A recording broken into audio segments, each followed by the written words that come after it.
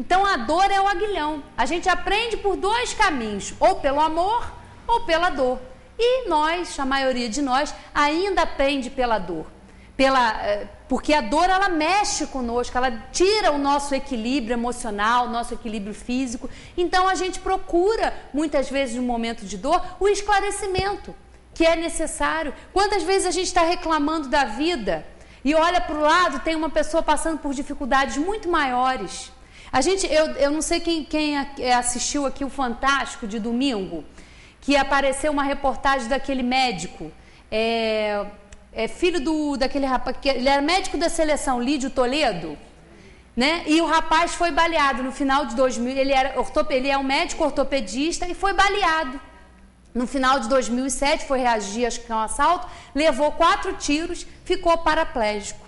E ele dando uma reportagem no Fantástico e falando que ele não se conformava com aquela situação, que ele não tinha entendido que ele não ia desistir. E estava mostrando que ele voltou a fazer cirurgias. Então ele está paraplégico numa cadeira de rodas e voltou à atividade, voltou a exercer a medicina. Foi adaptado lá para ele voltar a operar. E olha que exemplo.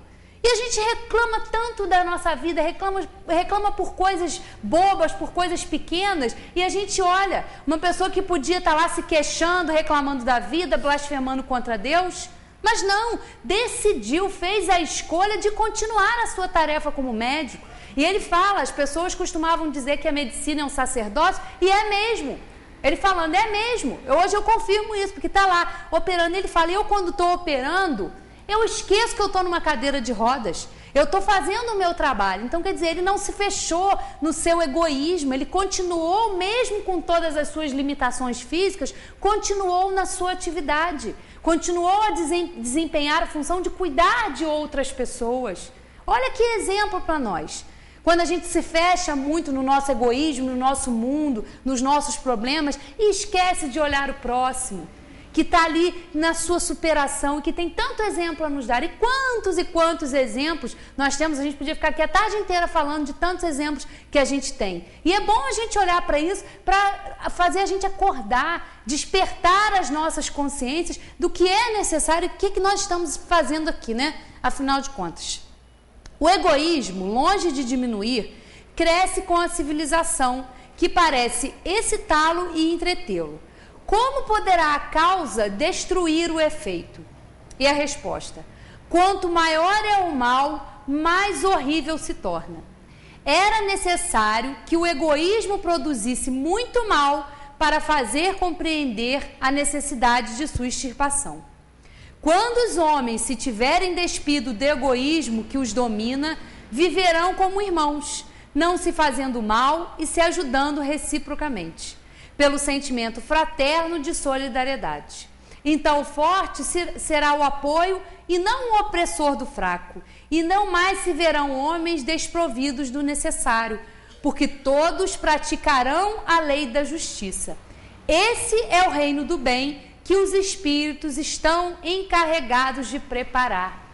E é importante porque quando a gente compreende isso, que nós somos espíritos, que temos como destinação a perfeição, e que todos nós não somos criados com benefícios. Deus não prestigia com dons, uns e outros com desgraças, não. A reencarnação é um processo pelo qual todos nós vamos passar. E depende do nosso trabalho, depende do nosso esforço, continuar vindo encarnar em planetas como a Terra, ou merecer aí estar em outros planetas, em planetas melhores, onde o bem prevalece. E a gente, quando estuda sobre isso na doutrina dos mundos habitados, a gente tem dificuldade, pela nossa inferioridade ainda, de imaginar como seja um mundo assim. Um mundo fraterno, onde não há guerras, onde não há disputas, onde todos fazem o bem pelo bem. Nós temos uma grande dificuldade ainda com isso, meus irmãos. Fazer o bem, a gente sempre faz o bem esperando alguma coisa em troca. A gente sempre faz o bem com interesse pessoal, esperando a retribuição, esperando que a gente vá, ou esperando para jogar na cara do outro quando aparecer a circunstância. Eu fiz aquilo para você, era sua obrigação fazer isso. Nós ainda estamos nesse estágio. Mas imaginar que nós vamos chegar a um estado de perfeição ou de moralidade melhor do que nós estamos hoje, em que nós vamos fazer o bem porque é hábito. E nós não vamos ter egoísmo, nós não vamos praticar o bem porque a gente tem interesse. Nós vamos chegar lá. E é muito bom, é consolador, não é cômodo. Não é que com isso a gente tem que deixar para lá, não. Isso tudo que a gente está falando aqui hoje não é para nos acomodar. Já que tem outra encarnação, deixa para lá, eu não estou preocupada com isso agora, isso dá um trabalho, eu estou com uma preguiça, deixa para depois, não. A oportunidade, o importante é agora, é o presente. O que nós já vivemos, o nosso aprendizado, as nossas dificuldades, já foram vividas. O presente é muito importante. A nossa situação futura depende do agora. Então é importante a gente fazer todo esse trabalho que a doutrina espírita nos convida o tempo todo. Incessantemente a doutrina nos leva a isso. Nós vamos ao encontro desse entendimento de quem nós somos. Qual o meio de se destruir o egoísmo? De todas as imperfeições humanas, a mais difícil de desenraizar é o egoísmo, porque se liga à influência da matéria, do qual o homem, ainda muito próximo da sua origem, não pôde libertar-se. Tudo concorre para a influência, suas leis, sua organização social, sua educação. O egoísmo se enfraquecerá com a predominância da vida moral sobre a vida material. E, sobretudo, com a compreensão que o Espiritismo vos dá quanto ao vosso estado futuro real, e não desfigurado pelas ficções alegóricas. O Espiritismo, ele nos mostra, foram os espíritos que vieram falar sobre isso para nós. Não foi Kardec que um dia levantou e vou escrever uma doutrina, não. Kardec foi um missionário. No dia 3 de outubro, agora nós comemoramos a data do seu aniversário, que nasceu em 3 de outubro de 1804, e que foi um missionário que teve realmente como missão trazer a doutrina espírita, codificar a doutrina espírita. Ele organizou nas 5 obras básicas as informações que os espíritos superiores, que os nossos irmãos do plano espiritual vieram trazer, com a permissão de Deus. Por isso a terceira revelação. Nós estudamos na doutrina espírita, é cristã, porque muitas pessoas questionam isso. E não sabem que os espíritas acreditam em Deus, que os espíritas acreditam em Jesus.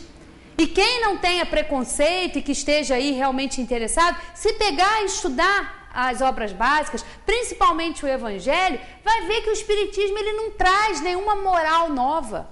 A verdade, ela é uma só em todas as épocas da humanidade.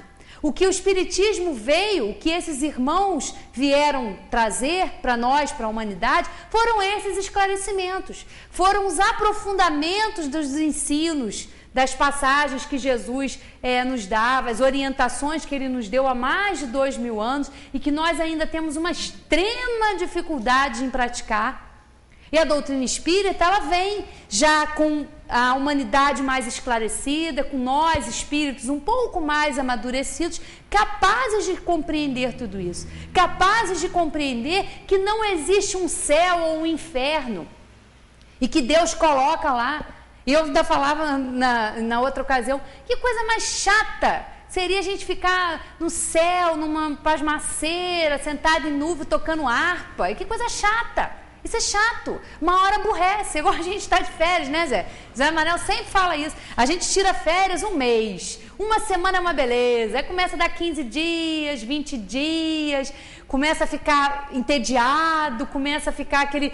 A gente sente falta, né? Porque o trabalho, todos nós estamos submetidos à lei do trabalho. Nós estamos aqui encarnados, temos que trabalhar, temos que administrar a nossa vida, administrar as nossas relações com o nosso próximo.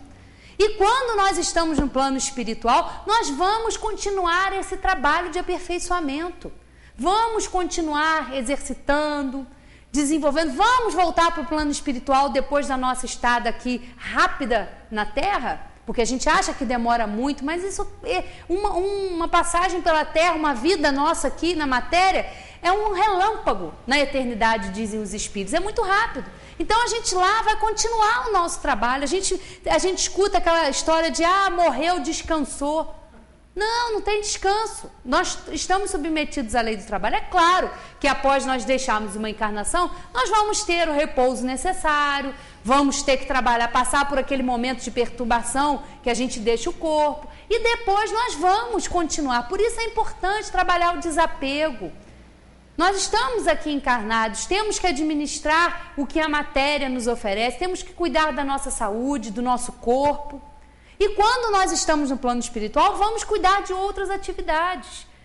E quantos irmãos nossos, quantos de nós vão desencarnar e têm dificuldade em se desapegar da terra, querem continuar administrando seus bens, querem cuidar da fortuna que deixaram, querem continuar no seu trabalho. O a fazer no plano espiritual é outro. Então o trabalho é constante. E também, por outro lado, não existe um inferno onde a gente vai arder eternamente, onde a gente vai ficar lá queimando nas chamas. Que Deus é esse? Que visão limitada é essa? Uma inteligência suprema, causa primária de todas as coisas, limitar-nos a uma única existência para a gente ser perfeito uma única vez. Isso é inadmissível, isso é ilógico, é irracional.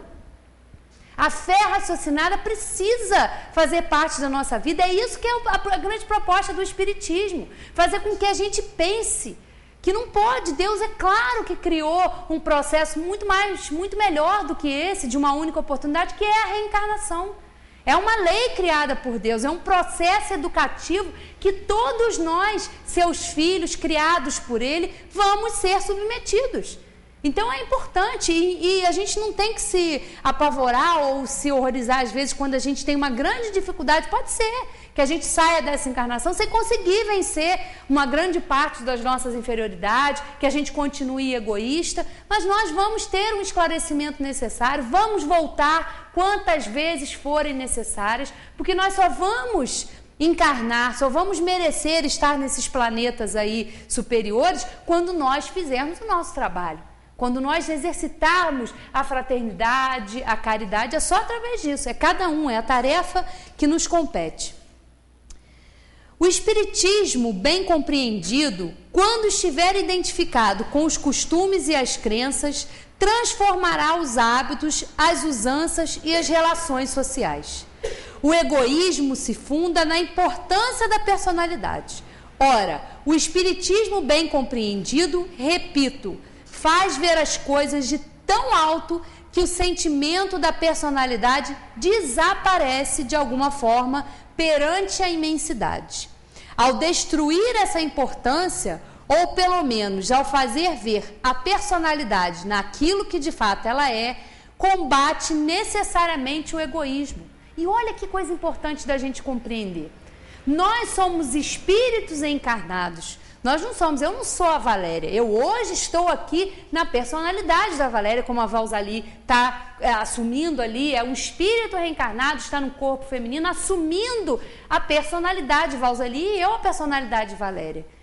Mas eu não sou, o meu espírito, nós espíritos, somos individualidade. E muitas pessoas, por não conseguirem compreender isso, ou por não entenderem, por a gente não entender muitas vezes isso, é que a gente valoriza tanto a nossa personalidade.